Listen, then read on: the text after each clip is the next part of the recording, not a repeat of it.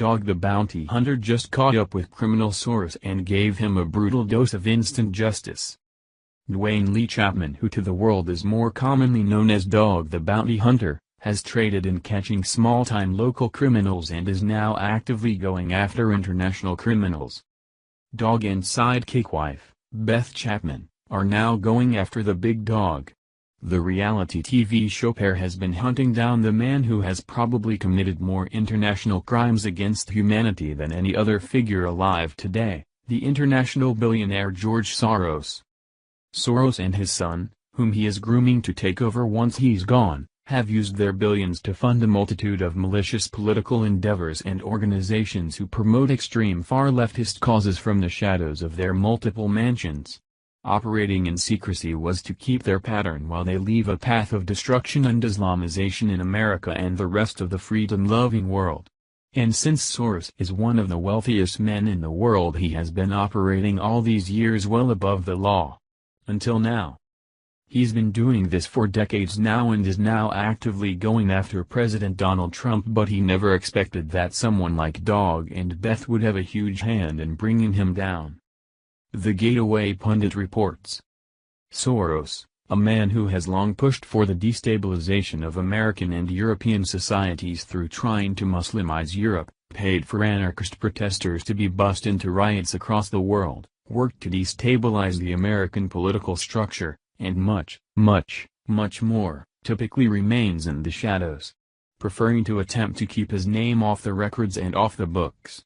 This is not true when it comes to one of his flagitious operations, known as the Drug Policy Alliance, which openly boasts of Soros on the board. While the name of the Drug Policy Group sounds like a positive venture of stopping the circulation of narcotics, ending the addiction epidemic, and getting addicts help with recovery, these positive ideas of improving society are not at all what Soros is funding. With his name on the board, you can expect something evil to come out of it. Rather than ending the drug epidemic, which now claims more lives than car accidents, Soros and his sick society are wanting to perpetuate it by putting more drugs and criminals on the street. Former Breitbart investigative journalist Lee Stranahan has made it his mission to expose this particularly evil plan of Soros and his drug cartel society. When he found out that the alliance was holding a press conference, Stranahan and the Chapmans showed up and ruined everyone's day in the best possible way. The Gateway Pundit explains. Among George Soros' more openly nefarious plans, he is attempting to first push for the widespread use of drugs on American streets. The second part of his plan involves the release of all drug addicts from prison, leading to widespread panic and chaos. And they don't even pretend to hide this objective.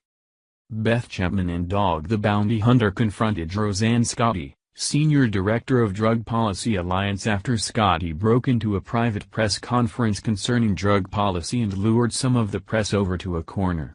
Once confronted by the Chapmans, Scotti proceeded to run from answering any questions. The best part of publicly calling them out on their twisted game was that Stranahan caught part of the confrontation on tape. The coverage of the encounter included when Scotti ran away like a coward, trying to hide the dirty work she was doing for Soros, with Dog and Beth chasing her. While holding a press conference in order to change the current political narrative where they convince society as a whole that drugs abuse is just a disease and should be treated as one, Scotti was suddenly silent when she saw the bounty hunters there and abruptly walked away. Since Beth didn't get a chance to ask her questions, the Gateway Pundit spoke with Chapman after to find out what she would have said had Scotti not run away from them like the criminal she is. I wanted to ask if she had ever done drugs, if she had ever had a problem with drugs, if she had ever been strung out on drugs to the point you could barely function in society. And if she said no, if she hasn't had that experience, then why would she be talking like she is? People seem to forget that Dwayne, Dog Chapman, and I have been dealing with these people, drug addicts, on a day-to-day basis. We know who should get out and who shouldn't get out of prison, Beth told the outlet. Beth explained why this drug policy is so profitable for Soros and his cronies and why they are hell-bent on getting into this game. It could be the billionaire's biggest worst plan yet to gain total control of the country, especially when combined with the other evil conquests he has in action.